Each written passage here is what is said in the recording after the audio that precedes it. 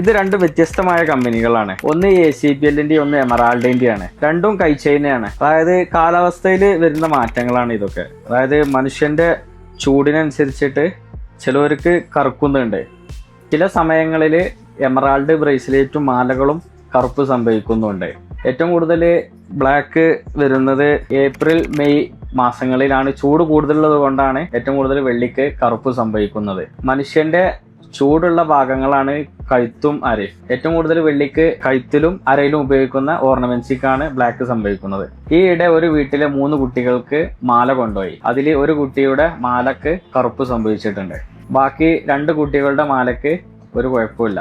അതെന്തെന്ന് വെച്ചാൽ ആ കുട്ടിയുടെ ബോഡിങ് ഹീറ്റിംഗ് മൂലം സംഭവിച്ചതാണ്. ഇതൊരിക്കലും വെള്ളി മോശമായത് കൊണ്ടല്ല. കാലാവസ്ഥക്ക് അനുസരിച്ചിട്ടും ഓരോരുത്തരുടെ ശരീരപ്രകൃതിക്ക് അനുസരിച്ചിട്ടും വെള്ളി കറുപ്പ് സംഭവിക്കാറുണ്ട്. അല്ലാതെ ഒരിക്കലും അത് വെള്ളി മോശമായത് കൊണ്ടല്ല.